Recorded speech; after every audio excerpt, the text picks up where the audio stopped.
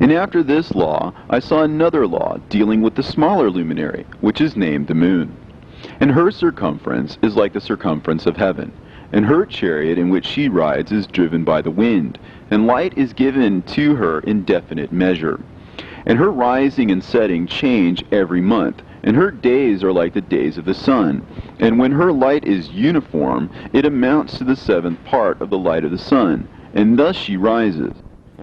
And her first phase in the east comes forth on the 30th morning, and on that day she becomes visible, and constitutes for you the first phase of the moon on the 30th day, together with the sun in the portal where the sun rises. And the one half of her goes forth by a seventh part, and her whole circumference is empty, without light, with the exception of 1/7 part of it, and the 14th part of her light. And when she receives 1/7 part of the half of her light amounts to 1/7 part, and the half thereof. And she sets with the sun, and when the sun rises, the moon rises with him, and receives the half of 1 part of light.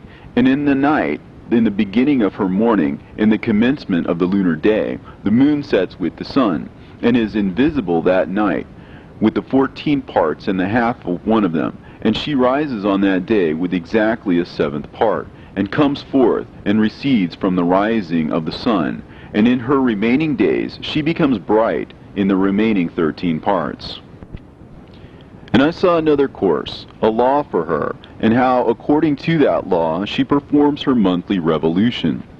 And all these Uriel, the holy angel who was the leader of them all, showed to me, and their positions, and I wrote down their positions as he showed them to me, and I wrote down their months as they were, and the appearance of their lights, till 15 days were accomplished.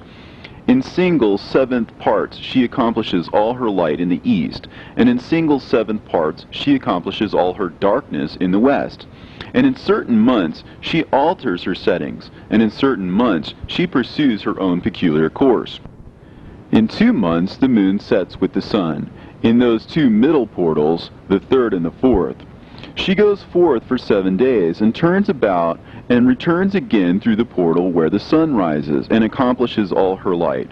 And she recedes from the sun, and in 8 days enters the 6th portal, from which the sun goes forth.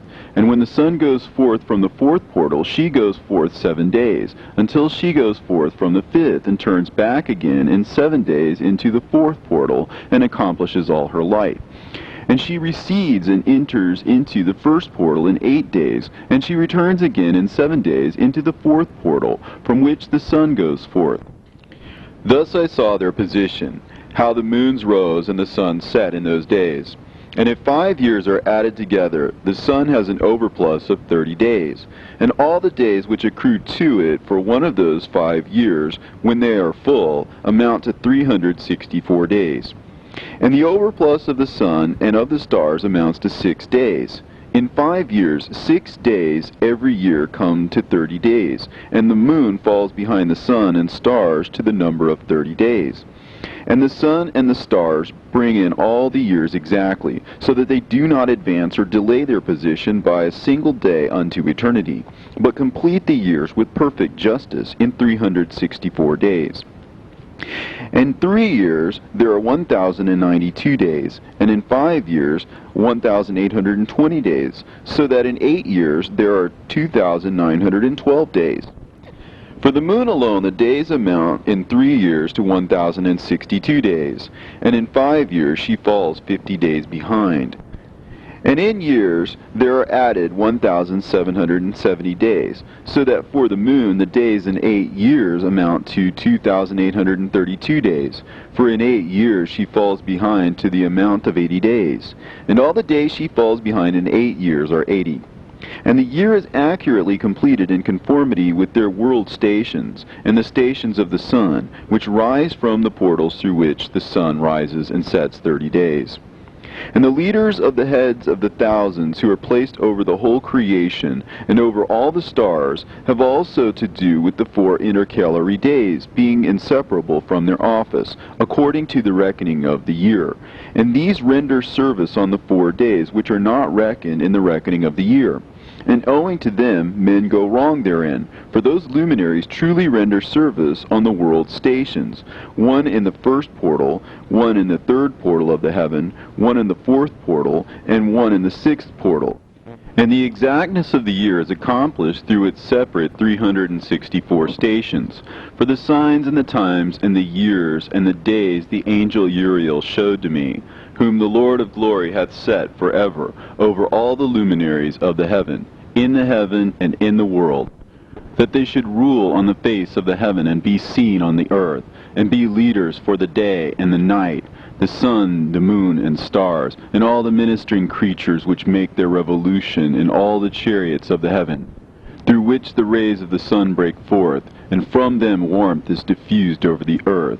And when they are opened at their appointed seasons, and the winds and the spirit of the dew, when they are open, standing open in the heavens at the ends.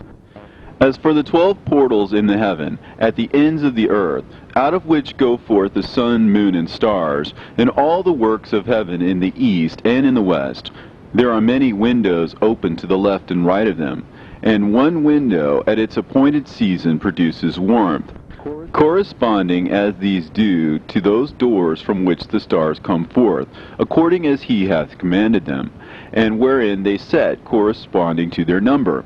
And I saw chariots in the heaven, running in the world, above those portals in which revolve the stars that never set. And one is larger than all the rest, and it is that makes its course through the entire